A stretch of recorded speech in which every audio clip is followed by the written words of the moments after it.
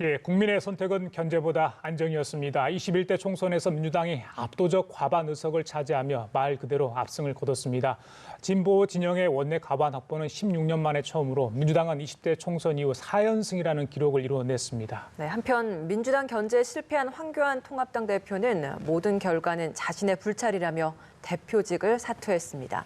통합당의 패배 후유증은 상당할 걸로 보입니다. 현근택 더불어민주당 선거대책위원회 대변인, 조청래 미래통합당 여의도연구원 부원장과 함께 총선 결과 짚어보겠습니다. 예, 어서 오세요. 안녕하세요. 승피와 상관없이 두 분도 고생 많으셨습니다. 일단은 전체적인 선거 결과에 대한 이야기를 좀 여쭤보도록 하겠습니다. 아직 100%는 아닌 것 같습니다. 오후에 이제 중앙선관위에서 공식 발표를 하게 될 것 같은데요. 일단 지금 나온 의석수를 보면 민주당 지역구에서만 163석입니다. 여기에 비례대표를 더하면 180석까지 얘기가 되고 있습니다. 통합당은 지금 103석 이야기입니다. 이것도 비례대표를 위성정당을 합한 숫자죠. 총선 결과 저희들이 이제 당일도 이야기를 하지 않았습니까? 과연 이 정도까지 될 거라고 예상을 했는지 대변인.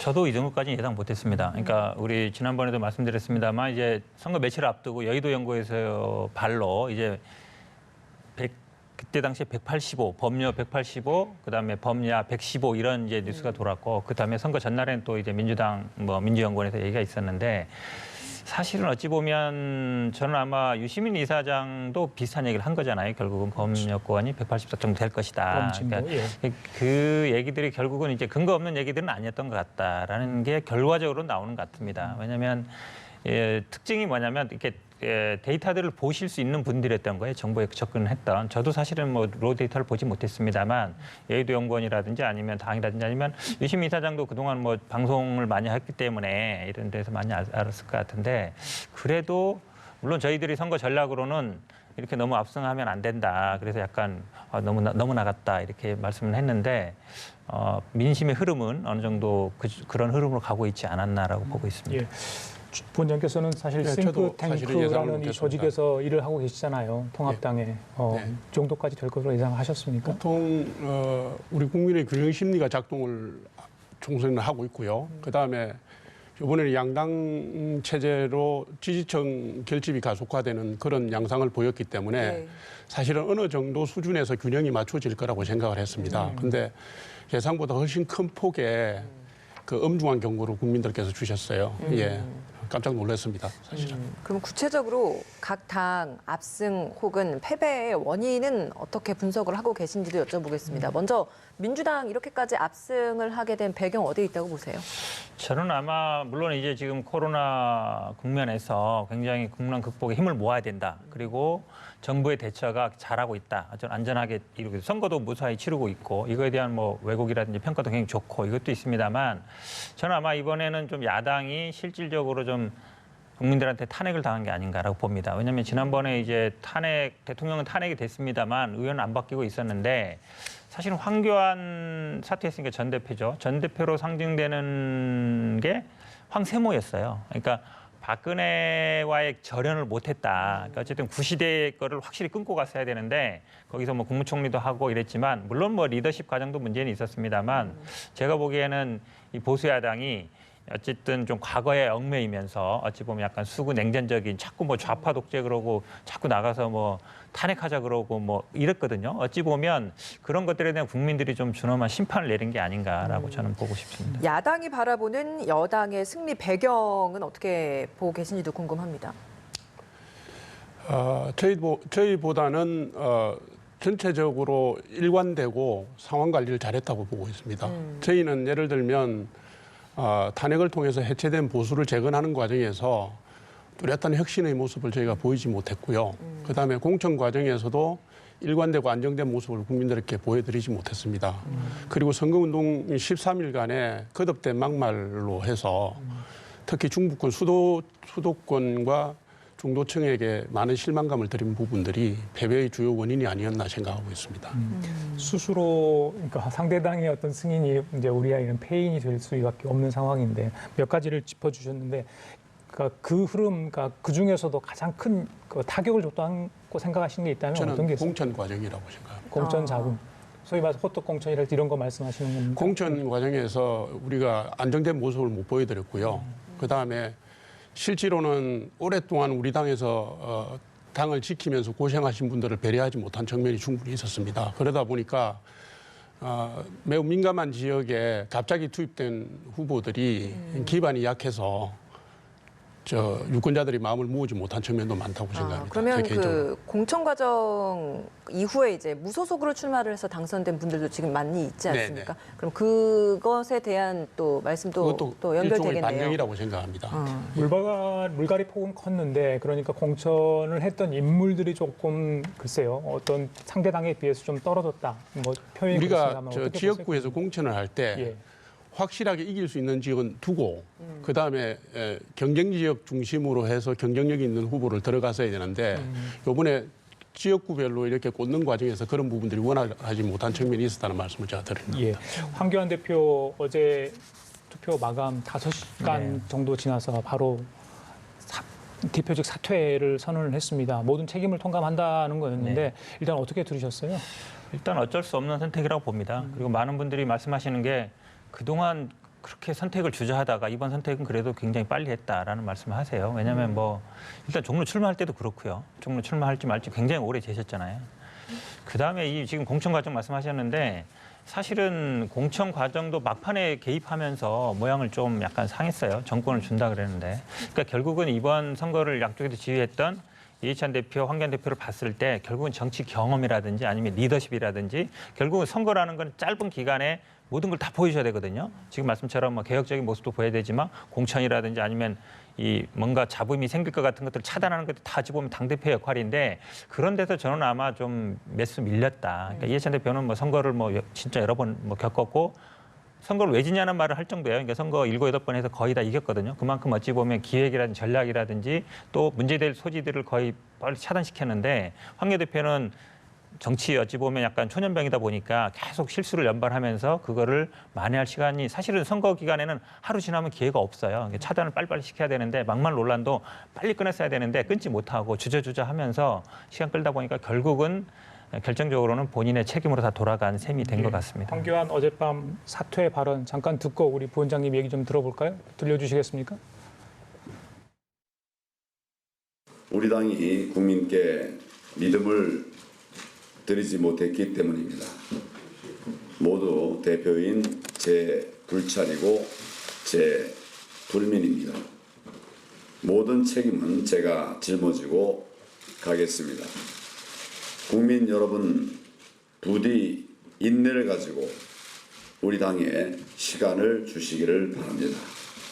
저는 이전에 약속한 대로 총선 결과에 대해 책임을 지고 모든 당직을 내려놓겠습니다. 일선에서 물러나 국민의 마음을 헤아리고 국가와 국민을 위해 저의 역할이 무엇인지 성찰하도록 하겠습니다. 예, 부원장님 어떻습니까? 우리 현 대변인 이야기 듣는데 1년 2개월 당대표 또 총선까지 큰일을 치르고 있는데 코로나19까지 여러 가지 그러니까 야당 대표로서 해야 할 일이 많았는데 혼자 이걸 감당하기 힘들었을까요? 어떻게 보십니까? 이 사퇴에 대한 얘기를 들으셨어요? 예, 그런 측면이 있습니다. 실제로 탄핵 이후에 보수 기반이 거의 와해되다시피 했고요. 당의 시스템도 그 모양은 그럴듯했지만 안에 이렇게 조밀조밀하게 보완하고 받침을 할 수 있는 그런 체계가 안 돼 있었습니다. 네. 황교안 대표께서 대표 되시고 난 뒤에 그런 의미에서 보수를 재건하고 당의 기반 시스템을 구축한 그런 역할을 하셨고요. 그래서 탄핵 사실 3년 만에 당이 양당 구도의 한 축을 자리 잡게 하는데 큰 역할을 하셨다고 봅니다. 그런데 이번에 이제 선거의 결과가 엄중한데 원래 정치는 책임지는 겁니다.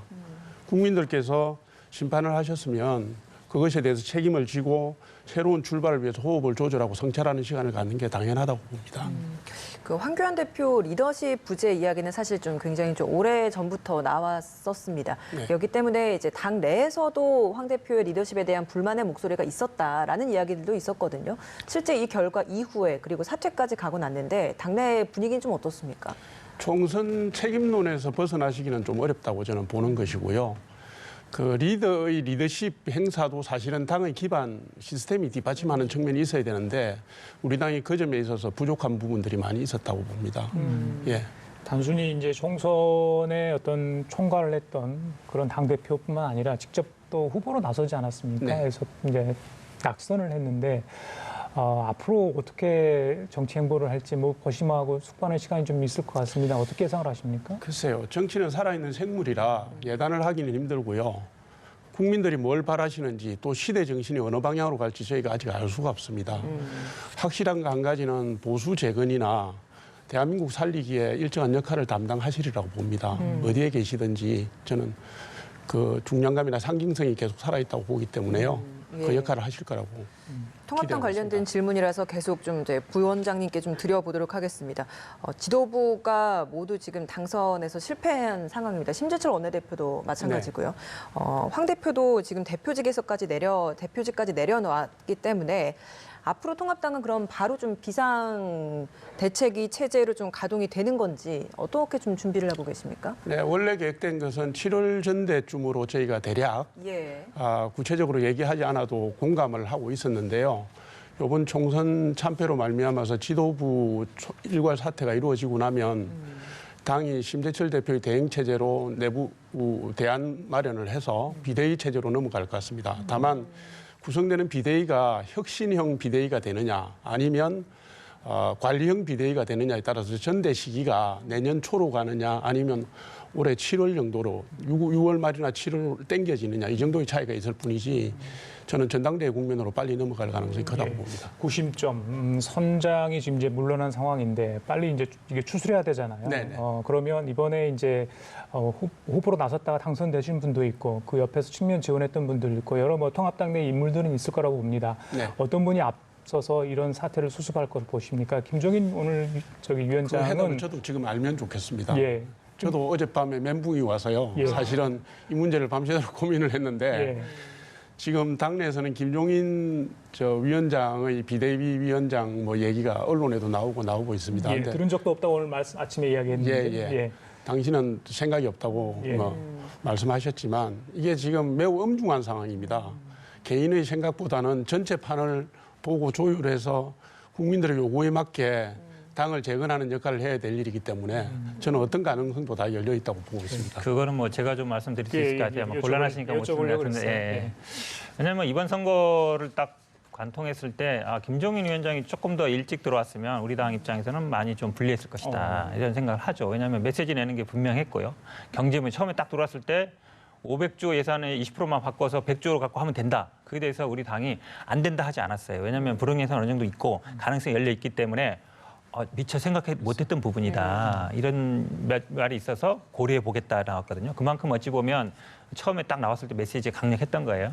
근데 저는 열심히 본 게 물론 이제 오늘 아침에 기자회견도 보면은 뭔가 뭐 안 한다고는 얘기는 했지만 선거 전날 어떤 기자회견을 했냐면 그 당시에는 사실은 많은 분들은 확진자 늘어났다 이것만 굉장히 선거 앞두고서 뭐 검사를 안 하고 있어 확진자 늘어났다 이것만 봤는데 저는 이제 전문을 2번쯤 읽어봤는데 마지막에 어떤 내용이 있었냐면 앞으로 내가 당을 어떻게 하겠다 제1야당을 어떻게 해나가겠다 경제 문제 어떻게 해결책 제시하겠다 그 문구가 4줄 정도 있었어요. 네. 그래서 이게 선거 끝나도 계획이 말로는 이제 이게 선대위원장 역할은 여기까지다 하지만 그 말은 저는 반대로 해석하면 선대위원장으로의 역할은 여기까지지만 앞으로의 역할은 남아 있을 것이다. 그리고 이 기자회견 예고를 어제 했습니다.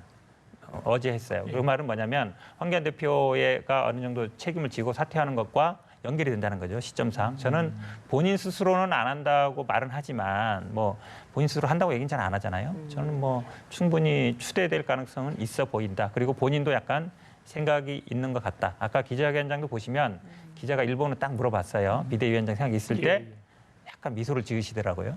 표정에. 그런 걸 보면 생각은 제가 보기에 있는 것 같습니다.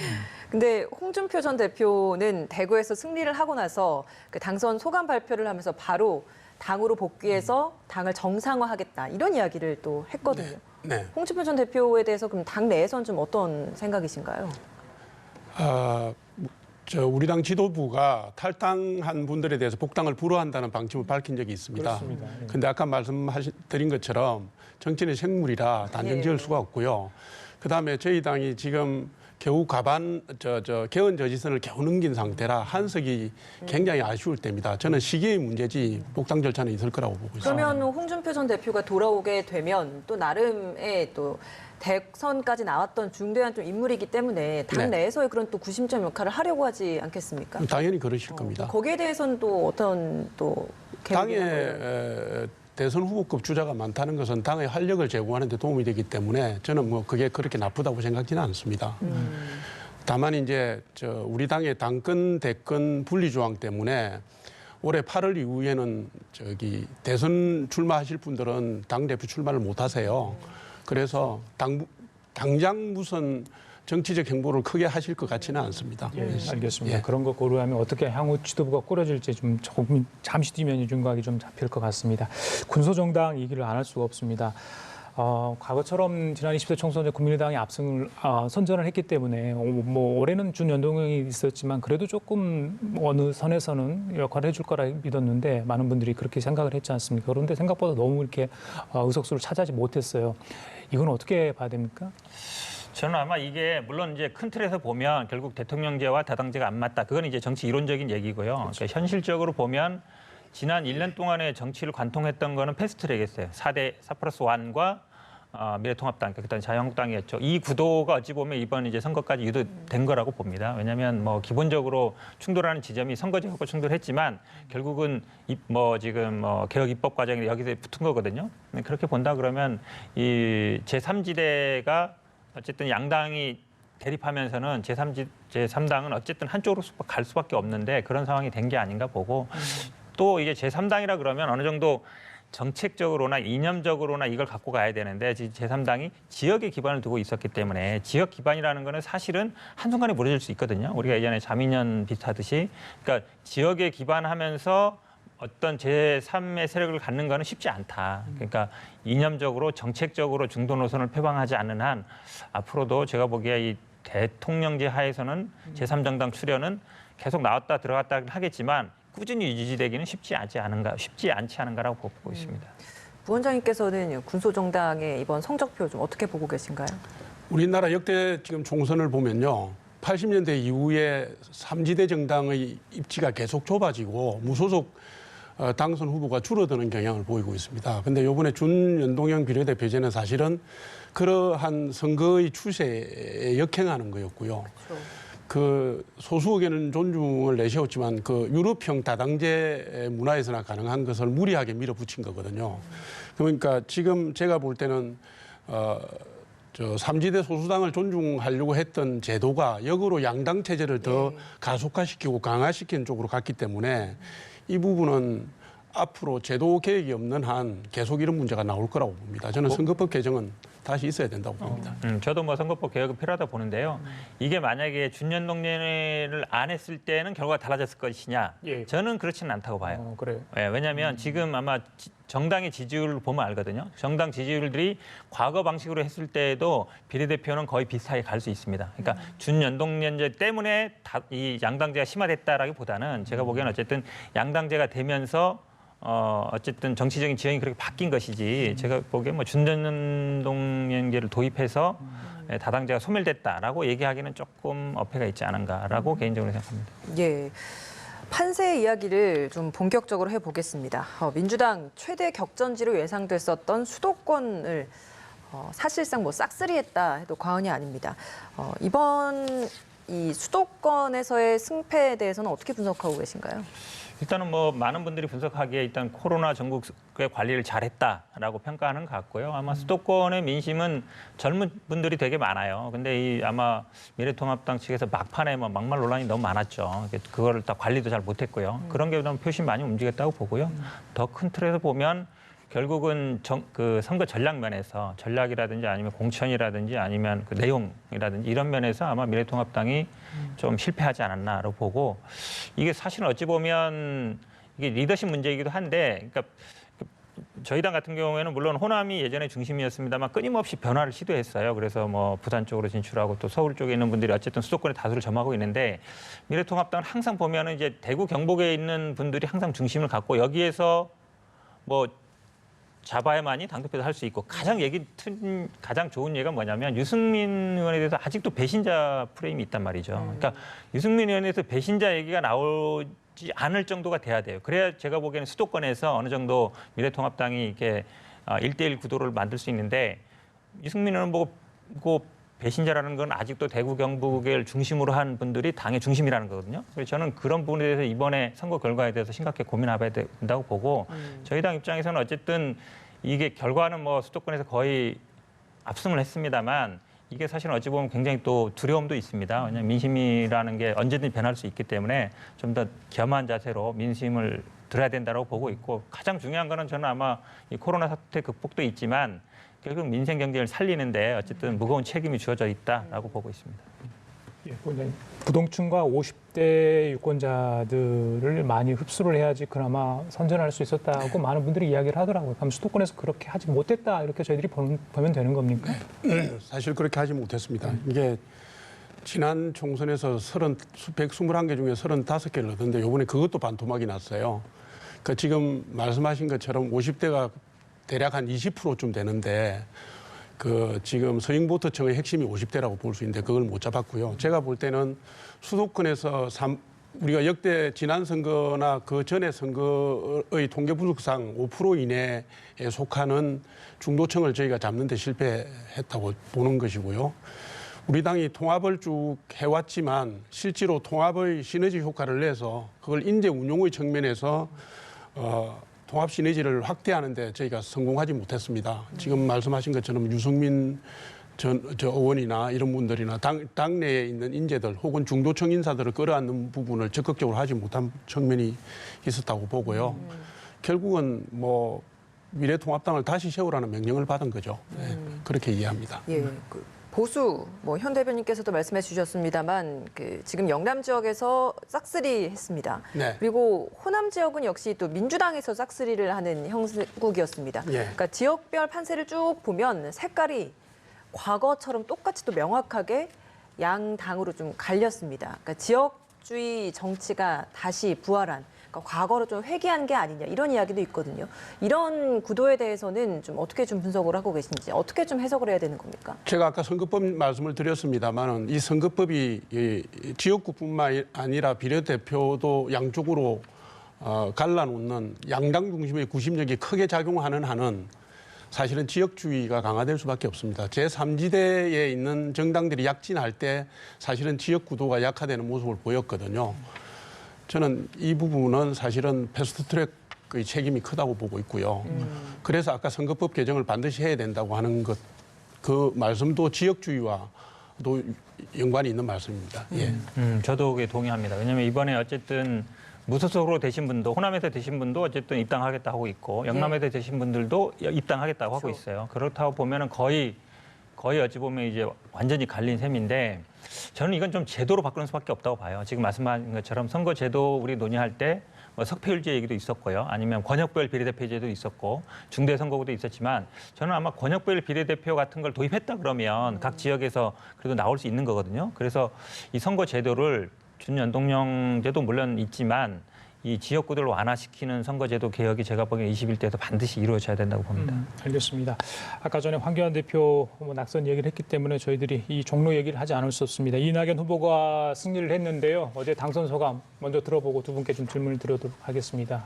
들어보겠습니다. 막중한 책임을 온몸으로 느낍니다. 국민 여러분께서는 코로나19가 몰고 온 국가적 재난을 극복하고 세계적 위기에 대처할 책임을 정부 여당에 맡기셨습니다. 그런 국민의 명령을 받들어 집권 여당의 책임을 다하겠습니다. 부족한 저에게 국회의원의 일을 맡겨주신 종로 구민께 감사드립니다. 종로구 국회의원의 임무를 성심으로 수행하겠습니다. 저희 더불어민주당과 더불어시민당에 많은 의석을 주신 국민 여러분께 감사드립니다. 코로나19와 경제 위축이라는 국난의 조속한 극복에 혼신의 노력을 다하겠습니다. 예, 정치 1번지라고 불리는 서울 종로 이낙연 후보 전 총리가 이제 승리를 했습니다. 총리 간의 맞대결, 그 차기 대권 주자급의 어떤 대결. 그래서 결국 승리를 했습니다. 승리함으로써 이낙연 이제 후보의 어떤 입지, 당내 입지 그리고 앞으로 대선 가도에도 많은 영향을 줄 거다 이런 분석이 나오고 있더라고요. 예. 그렇죠. 당연히 왜냐하면 뭐 일단 지지율에서 앞서고 있고요. 그동안 어찌 보면 호남 지역에서 국회의원하고 뭐 전남지사를 하셨지만 이제 수도권에서 하신 거는 처음이잖아요. 그러다 보니까 그리고 이번에 아마 전국 유세를 많이 다니셨어요. 전국 유세 다니면서도 저녁에는 항상 또 종로에 와서 왜냐하면 상대방이 그걸 뭐라 했거든요. 그러니까 대권 행보하느냐 이래가지고 이제 저녁에는 항상 또 밤늦게는 서울에 와서 이제 유세하시고 이랬는데 이번에 한 40분 정도 또 후원회장 맡으면서 또 인재 영입하신 분들 유세도 많이 다니셨거든요. 그런 면에서 본다 그러면 일단 어쨌든 본인과 어쨌든 인맥을 쌓을 수 있는 분들이 많이 늘어났다 이런 부분이 있고요. 이번에 또 사실 보면 호남 지역에서 아주 좀 특이한 현상이 있던 게 민생당에 나오신 후보들이 이낙연 이 사진을 걸고 선거운동을 많이 했어요. 호남 대통령 얘기를 많이 하셨고 오히려 또 반대 측에서는 그거 갖고 문제제기하고 이랬는데 그런 어떤 기대를 받고 있다. 그러니까 근데 아마 이낙연 지금 당선자도 그런 고민을 하실 것 같아요. 그러니까 호남 지역에 어떤 기반이 있고 이건 튼튼하지만 또 여기만 갖고 이제 대권까지 가기는 또 부족함이 있지 않은가. 그래서 아마 그 유세라든지 유세도 보면 아니 본인의 고향은 안 가고 뭐 다른 지역으로 영남이라든지 충청도라든지 이런 데 많이 다니신 걸 같은데 결국은 당내의 기반도 마찬가지고 앞으로 이제 대권을 갈 때에도 어쨌든 좀 이 호남을 벗어난 다른 지역에서의 지지를 얼마나 확대해 가느냐. 제가 보기엔 그게 가장 큰 관건이 될 것 같습니다. 예. 어떻게 보십니까? 일단 황교안 후보하고의 득표율이 관심이었거든요. 네네. 예. 어떻게 보세요? 분석을 어떻게 하십니까? 두 사람 간에. 저희가 생각한 것보다는 많이 벌어졌어요. 많이 벌어졌어요. 예, 많이 벌어졌습니다. 근데 이번에 민주당이 선거 운동 전략을 전반적으로 저는 잘 구사했다고 보고요. 탈원전이나 소득 주도 성장 같은 정책은 뒤로 빼고 코로나19 국난 극복 프레임을 내세우고 그다음에 이낙연 후보께서 그 위원장을 하시고요. 그래서 국난 극복의 최전선에 서 있는 모습을 보여주셨어요. 그러면서 후보 리스크가 거의 작동하지 않았고요. 이낙연 후보가. 그래서 사실 승리를 하시고도 큰 상징성을 얻으셨죠. 근데 이 부분들이 향후 행보와 어떻게 연결되는지 저는 꼭 밀접하게 연결된다고 보지는 않습니다. 예, 앞으로 벌어질 이게 총선 전국이 조금 차분해지면 제가 볼 때는 승리한 여권의 여러 잠룡들이 다 각계약진을 하면서 여러 가지 파열음도 생기고 갈등도 생기고 갈 거고요. 특히 친문 핵심 세력들의 차기 구도에 대한 밑그림이 작동을 할 거라고 보기 때문에 이번 종로에서 승리가 꼭 보정수표만은 아니다. 저는 이렇게 봅니다. 한 가지 예. 조금 예, 말씀하셨는데 예. 사실 우리 당의 가장 큰 아픔이라 그러면 지난번에 이제 그 대선 후보 앞두고서 대선 경쟁을 앞두고 이제 국민의당이 떨어져 나가면서 어쨌든 한 4, 5년 정도 그 혼란이 굉장히 있었어요. 근데 지난번 총선 대선 거치면서 어느 정도 정리가 됐거든요. 그래서 어떤 공감대가 있냐면 당내에서 어쨌든 룰을 깨거나 이번에 사실 열린민주당도 마찬가지예요. 당내 어떤 룰을 깨고 나가는 사람에 대해서는 용서하면 안 된다. 이건 차단해야 된다. 이런 공감대가 있습니다. 그래서 말씀하신 것처럼 뭘 그런 기대도 충분히 이해는 합니다만 아마 이 미리 룰을 짜고 그다음에 이 룰 안에서 움직이고 그런 사람이 또 지지를 받으면 누구든지 뭐 될 수 있는 이런 체계는 그러니까 한마디로 얘기하면 깨고 나가거나 아니면 분란을 일으키지 않겠다. 그런 공감대가 아주 폭넓게 형성돼 있어서 저는 뭐 그런 자부는 별로 없을 걸로 보고 있습니다. 알겠습니다. 서울 내 다른 격전지도 좀 살펴보죠. 관심 지역이었던 동작을 이수진 후보와 나경원 후보 간의 대결이었는데 결국은 이수진 후보가 승리를 하는 결과가 나왔습니다. 이 판세는 좀 어떻게 분석을 하시는지 사실 뭐 야권 내에서는 나경원 후보는 야당 내 5선 도전을 하는 굉장히 좀 중진급 여성 정치인이었기 때문에 이번 낙선은 좀 어떤 영향으로 다가오시는지 궁금합니다. 동작을도 그렇고 광진을도 그렇고 그 선거를 보면요. 예. 새로운 인물에 대한 국민들의 갈증이 표출됐다 이렇게 봅니다. 사실 이수진 후보는 검증할 기회는 갖지 못했지만 또 반대로 후보 리스크도 작동이 안 된 반면에 나경원 후보는 전국적인 지명도를 가진 지도자 반열에 있는 분이지만 그분에 대한 지역 국민들의 호불호가 워낙 분명해가지고 특히 중도층의 움직임이나 이런 부분들에 민감하게 영향을 받을 수밖에 없는 상황이었기 때문에 예. 선거 결과가 그렇게 나왔다고 보고 있습니다. 새 인물에 예. 대한 목마름이었다. 예, 광진을 여기까지 같이 해주셨는데 어떻게 보세요?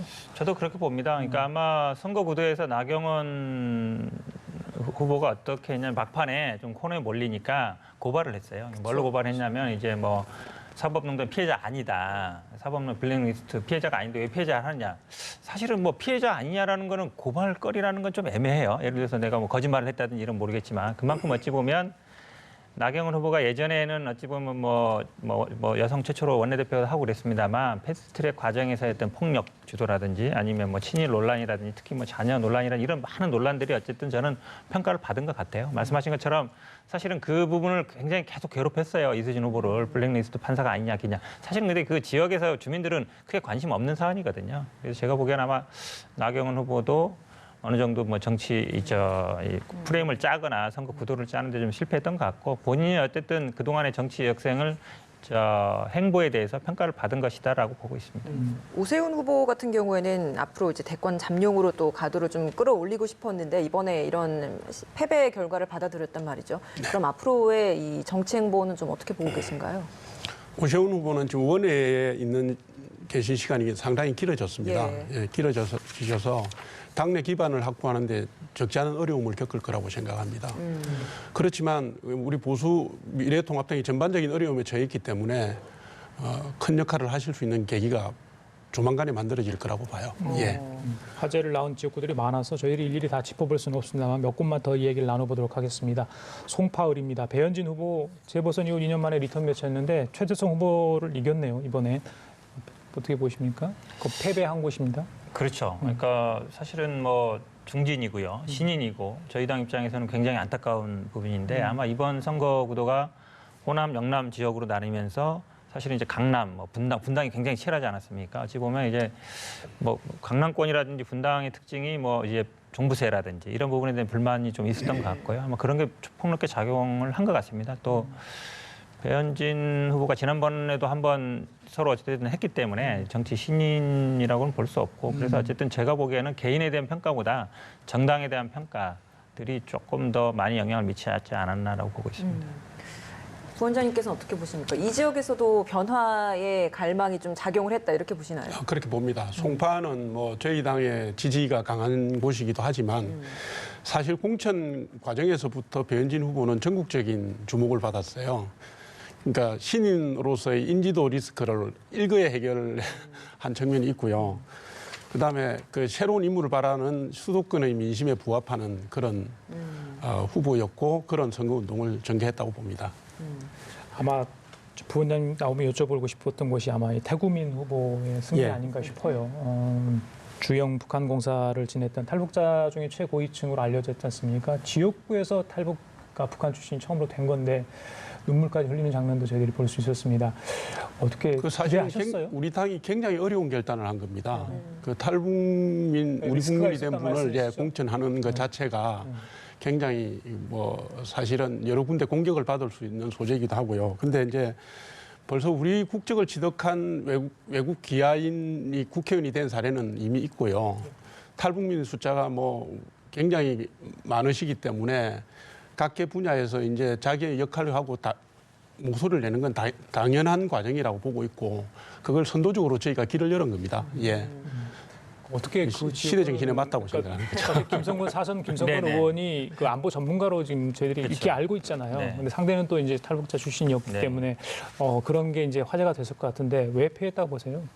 일단 뭐 지역에 일단 우리 정치 얘기할 때 밭이 일단 뭐 저희 당 입장에서는 불리한 밭이었고 예. 이번 선거처럼 또 어느 정도 그게 영향을 많이 미치었던 것 같고요. 근데 저는 아마 의미는 있다고 봅니다. 지금 말씀처럼 그러니까 교화하신 분도 먼저 공천을 예전에 준 적이 있고 사실은 법적으로는 대한민국 국민입니다. 국민이고 아무 지장이 없어요. 하지만 현실적인 벽들이 있는데 이 어떤 그런 것도 하나의 벽이거든요. 그런 데서 넘었다는 저는 의미는 있다고 보고 왜냐하면 이게 앞으로 통일 과정이라든지 생겼을 때 항상 생길 수 있는 문제인데 저는 그래도 미래통합당 이번 공천 중에는 이런 분을 그래도 뭐 어쨌든 리스크가 있음에도 불구하고 한 거는 좀 의미는 있다라고 보고 있습니다. 대구 지역구 하나만 좀 짚어보고 싶어요. 지난번에 출연해 주셨을 때 꼭 지키고 싶은 지역구 중에 하나가 이제 네. 수성갑이라고 좀 짚어주셨기 때문에 이번에 이제 수성을 실패를 했습니다. 네. 또 대권까지도 나가겠다라고 얘기를 했었던 후보였는데 어떻게 결과 보시고 앞으로 이제 김부겸 후보의 행보는 좀 어떻게 전망하시나요? 굉장히 안타깝습니다. 그러니까 제가 그때도 말씀드렸습니다만 이제 대구의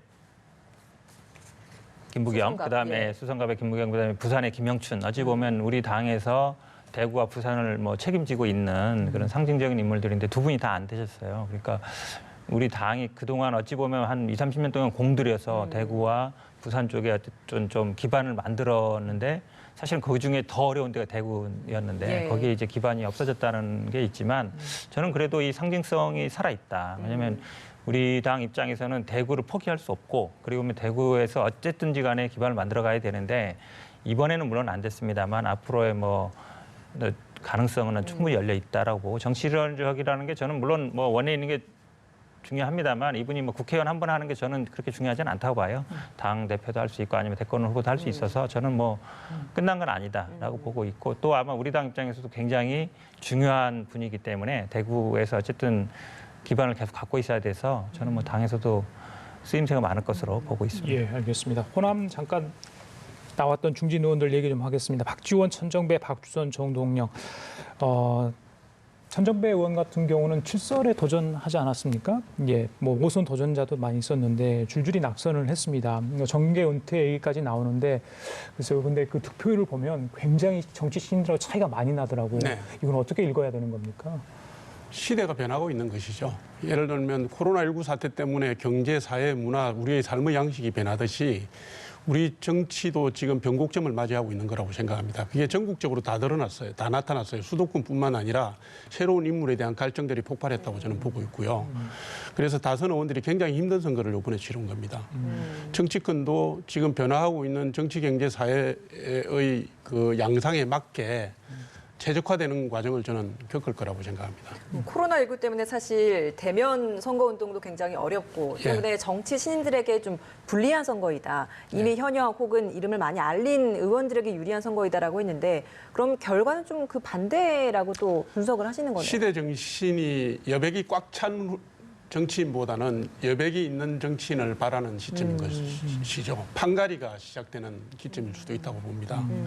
이렇게까지 민주당과 또 호남 쪽에 나왔던 네. 중진 의원들이 고전을 할 거라고 글쎄요, 많은 분들이 예상했을지 모르겠습니다. 역시 민주당세가 갑자기 강해진 이유가 있을까요? 그 지역에서? 약간 아마 호남 지역 유권자들의 미안함이 있을 거예요. 지난번 총선이나 대선을 하면서 어찌 보면 그러니까 민주당의 문재인 대통령에 대한 약간 비호감도 있었고 지난번 총선에서 어떤 지지 못해준 생각도 있었고 약간 저는 아마 그런 것도 작용했다고 보고 이번에 사실은 정치 신인이냐 뭐 중진이냐 대결보다는 민주당과 아니면은 이제 민생당과 이렇게 정당끼리의 어쨌든 경쟁이 더 컸다. 그리고 이 민생당에 있는 분들이 대부분 어찌 보면 물론 그 전에 대부분 뭐 민주당하고 같이 있었던 분들이지만 지난번 대선이나 이런 과정에서는 이제 민주당을 나가서 따로 있었고 대선 과정에도 따로 했었기 때문에 그런 거에 대한 평가가 종합적으로 이루어진 것이다라고 보는 게 맞는 것 같습니다.